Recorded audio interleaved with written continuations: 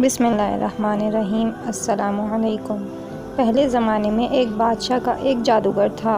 وہ بوڑھا ہو گیا تو اس نے بادشاہ سے کہا، میں تو اب بوڑھا ہو گیا ہوں، اس لیے ایک لڑکے کو میرے سپرد کر دو تاکہ میں اس کو جادو کا علم سکھاؤں۔ بادشاہ نے جادوگر کے پاس جادو سیکھنے کے لیے ایک لڑکا بھیجا۔ اس لڑکے کے راستے میں ایک راہب تھا۔ لڑکا راہب کے پاس بھی بیٹھنے لگا۔ لڑکے کو راہب کی باتیں بہت پسند آئیں۔ لڑکا جب بھی جادوگر کے پاس جاتا، راستے میں راہب کی مجلس میں بیٹھتا۔ جادوگر لڑکے کو دیر سے آنے کی وجہ سے سزا بھی دیتا۔ چنانچہ لڑکے نے راہب کے پاس شکایت کی۔ راہب نے کہا، جب تم جادوگر سے خطرہ محسوس کرو تو اسے کہو، مجھے گھر والوں نے روک رکھا تھا، اور گھر والوں سے خطرہ محسوس کرو تو اسے بھی یہی کہو کہ جادوگر نے روک لیا تھا۔ اسی دوران ایک مرتبہ لڑکے نے اپنے راستے میں دیکھا کہ ایک بہت بڑے جانور نے لوگوں کا راستہ روک رکھا ہے۔ لڑکے نے کہا، آج معلوم ہو جائے کہ یہ ساحر بہتر ہے یا وہ راہب افضل ہے۔ چنانچہ اس نے ایک پتھر اٹھایا اور دعا کی، اے اللہ، اگر تیرے نزدیک راہب کا معاملہ جادوگر کے معاملے سے درست ہے تو اس جانور کو مار ڈال تاکہ لوگ راستے سے گزر سکیں۔ یہ دعا کر کے اس نے پتھر جانور کو مارا، وہ مر گیا، لوگوں کا راستہ کھل گیا۔ لڑکے نے راہب کو تمام واقعہ سنایا۔ راہب نے کہا، آج تجھ کو مجھ پر فضیلت حاصل ہو گئی ہے، اور میرے خیال میں اب تو ایسے مقام پر پہنچ گیا ہے جہاں تجھے مصائب میں مبتلا ہونا پڑے گا۔ پس جب تجھے مصیبتوں میں گرفتار ہونا پڑے تو میرے متعلق کسی کو کچھ نہ بتانا۔ اب یہ لڑکا اندھوں، برس زدہ انسانوں اور دیگر تمام بیماریوں میں مبتلا انسانوں کا علاج کرتا۔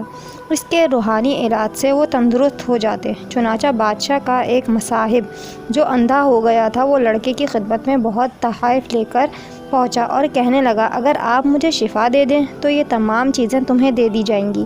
لڑکے نے کہا، میں کسی کو شفا نہیں دے سکتا، شفا تو صرف اللہ دے سکتا ہے۔ اگر تو اللہ پر ایمان لے آئے تو میں اللہ سے دعا کروں گا کہ وہ تجھے شفا عنایت کرے۔ چنانچہ وہ ایمان لے آیا، اللہ نے اسے شفا بخش دی۔ بادشاہ کا مصاحب حسب معمول بادشاہ کے پاس آ کر بیٹھ گیا۔ بادشاہ نے کہا، تجھے بصارت کیسے نصیب ہوئی؟ اس نے کہا، میرے پروردگار نے مجھے عطا فرمائی ہے۔ بادشاہ نے کہا، کیا میرے علاوہ وہ تمہارا کوئی اور رب بھی ہے؟ اس نے کہا، میرا اور تیرا رب اللہ ہے۔ بادشاہ نے اس کو گرفتار کرنے اور تشدد کرنے کا حکم صادر فرمایا۔ تشدد برداشت نہ کرتے ہوئے اس نے لڑکے کا پتہ بتا دیا۔ چنانچہ لڑکے کو بادشاہ کی کچہری میں پیش کیا گیا۔ بادشاہ نے اس کو مخاطب کرتے ہوئے کہا، بیٹا، اب تیرے جادو کی مقبولیت کا یہ عالم ہے کہ تو مادرزاد اندھ ہو، یعنی ایسے اندھے جو شروع سے اندھے نہ ہوں، بعد میں اندھے ہوئے ہوں، اور برس والوں کو تندرست کر دیتا ہے، اور تو بہت ماہر ہو گیا ہے۔ لڑکے نے کہا، شفا میں نہیں دیتا، شفا دینے والا صرف اللہ ہے۔ لڑکے کو بھی گرفتار کر لیا گیا۔ اس پر تشدد کیا گیا۔ تشدد کی تاب لا کر لڑکے نے راہب کا پتہ بتا دیا۔ چنانچہ راہب کو بھی پکڑ لیا گیا اور اس سے کہا گیا کہ تم اپنا دین چھوڑ دو۔ اس نے انکار کیا تو بادشاہ نے آرا منگوایا اور اس سے راہب کے سر کے 2 ٹکڑے کر دیے۔ اس کے بعد بادشاہ کے مصاحب کو لایا گیا۔ اس سے کہا کہ تم اپنے دین سے باز آ جاؤ۔ اس نے بھی انکار کیا تو اس کے سر کے درمیان آرا رکھ کر اس کے بھی 2 ٹکڑے کروا دیے گئے۔ ان کے بعد لڑکے کو لایا گیا۔ اس نے انکار کر دیا۔ بادشاہ نے اس کو ایک خاص جماعت کے حوالے کر دیا اور حکم دیا کہ اس کو فلاں پہاڑ کی چوٹی پہ لے جاؤ، اور اگر اپنا دین چھوڑ دے تو بہتر، ورنہ اس کو نیچے دھکا دے دو۔ حسب الحکم وہ اس کو پہاڑ کی چوٹی پر لے گئے۔ لڑکے نے وہاں پہنچ کر دعا کی، اے اللہ، جس طرح تو چاہے مجھے ان کی طرف سے کافی ہو جا۔ چنانچہ پہاڑ زلزلے کی لپیٹ میں آ گیا، وہ سب نیچے گر گئے اور لڑکا بادشاہ کے پاس پہنچا۔ بادشاہ نے کہا، تیرے ساتھی کہاں گئے؟ لڑکے نے کہا، مجھ کو اللہ نے ان سے بچا لیا۔ پھر بادشاہ نے اس کو چند لوگوں کے ساتھ بھیجا کہ اس کو ایک چھوٹی کشتی میں سوار کرو۔ جب سمندر کے درمیان پہنچو تو اگر دین سے باز نہ آئے تو اس کو سمندر میں پھینک دو۔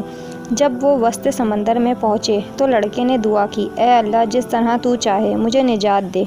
دعا مانگتے ہی کشتی الٹ گئی، وہ سب ڈوب گئے اور لڑکا صحیح سلامت بادشاہ کے پاس پہنچا۔ بادشاہ نے پوچھا، تیرے ساتھی کہاں ہیں؟ لڑکے نے جواب دیا، اللہ نے مجھے ان سے بچا لیا۔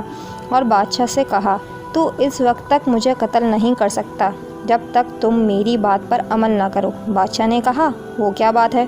لڑکے نے کہا، تمام لوگوں کو ایک میدان میں جمع کرو اور مجھے سولی دینے کے لیے کسی لکڑی پر لٹکاؤ، پھر میرے ترکش سے ایک تیر لے کر کمان کے چلا پہ رکھو، پھر بسم اللہ و بالغلام اللہ کے نام کے ساتھ جو لڑکے کا رب ہے کہہ کر مجھے تیر مارو، وہ اس طرح تم مجھے قتل کر سکو گے۔ بادشاہ نے سب لوگوں کو ایک میدان میں جمع کیا، لڑکے کو سیڑھی پر لٹکایا، اس کے ترکش سے ایک تیر لے کر کمان کے چلا پر رکھا، بسم اللہ و بالغلام کہہ کر تیر مارا، تیر اس کی کنپٹی میں جا کر لگا، لڑکے نے وہیں اپنا ہاتھ رکھ دیا اور مر گیا۔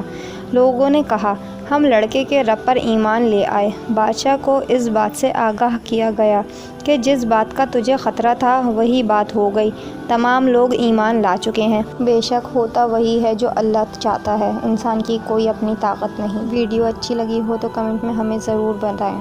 Thank you.